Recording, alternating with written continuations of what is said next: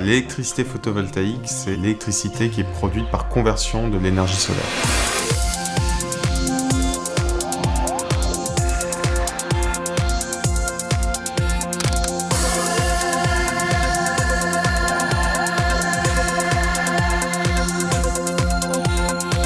Alors mon métier, c'est de participer à l'évolution technique et technologique des cellules solaires. Donc développer des nouveaux matériaux pour améliorer le rendement ou diminuer les coûts.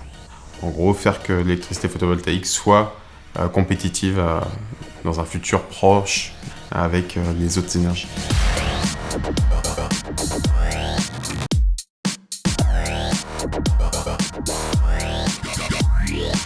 Les objectifs globaux d'un ingénieur de recherche dans le photovoltaïque, c'est de rendre plus accessible l'électricité photovoltaïque. C'est-à-dire de diminuer les coûts et améliorer les rendements. Le rendement, c'est la capacité de la cellule photovoltaïque à convertir l'énergie solaire en énergie électrique. Moi, j'interviens principalement sur l'amélioration de ce rendement et donc sur comment les photons sont vraiment bien convertis en électrons. On attend d'un chercheur qui soit relativement autonome.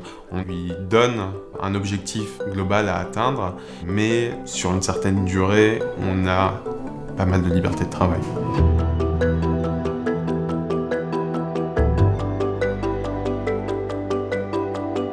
I need to increase the refractive index. What do you think I should do? Have you tried already 15 to 60 ratio of silent to hydrogen? No, never did. No, I think it should work. Okay, let's go. Yeah. Aujourd'hui avec Sergei, on va travailler sur la couche supérieure de la cellule solaire qui permet d'éviter d'avoir une réflexion importante de la lumière du soleil et qu'elle soit bien absorbée dans la cellule.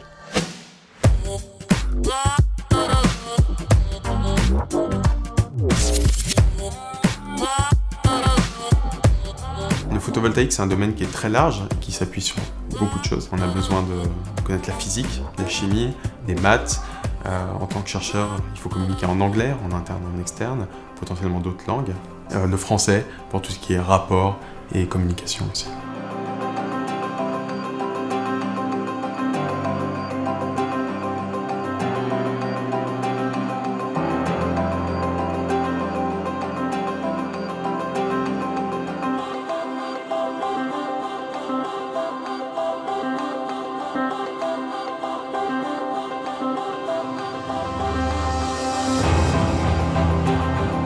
Pour exercer ce métier, il faut être curieux, il faut être minutieux, être dynamique, il faut être ouvert à la critique. Parce que faire de la recherche, c'est qu'on critique ses résultats tout le temps. Critiquer ses propres résultats, critiquer ceux des autres et que les autres critiquent ses résultats.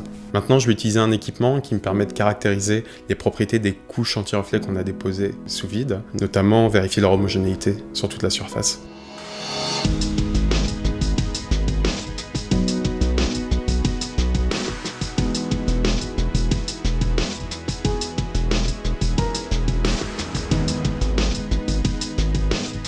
Après un bac scientifique, je suis rentré en école d'ingénieur avec prépa intégrée. Puis par la suite, j'ai fait un doctorat. Derrière, j'ai fait un postdoc. Puis après, j'ai travaillé dans une start-up. Et puis finalement, j'ai obtenu un poste d'ingénieur de recherche, donc celui que j'occupe actuellement.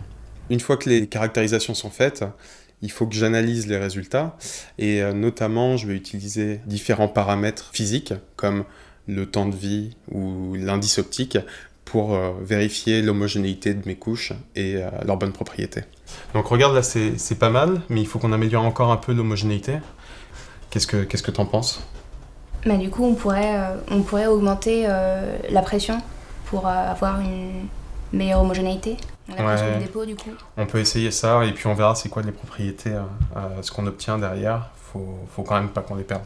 Alors, qu'est-ce qu'on attend d'un ingénieur de recherche en général ? C'est de se définir des objectifs, de définir un plan d'action pour arriver à ces objectifs. Concrètement, avoir des objectifs intermédiaires et ensuite mener à bien cette mission, c'est-à-dire faire des expériences, des caractérisations de ces expériences et ainsi de suite progresser jusqu'à l'objectif final. On va avoir potentiellement de la recherche à très court terme. Et puis, bien sûr, c'est toujours en ayant un horizon lointain à 5, 10 ans. Ce qui me plaît le plus, c'est la variété des choses que je fais. C'est être devant des machines de temps en temps, avoir beaucoup d'interactions avec des gens très différents et très compétents. dans leur domaine d'expertise, de voir gérer des projets, l'encadrement aussi de gens, de doctorants, de post-doctorants, de stagiaires. Cette partie éducation et formation est aussi très intéressante. Et puis c'est aussi un petit peu être dans les pionniers de ceux qui développent l'énergie solaire, c'est quand même assez gratifiant.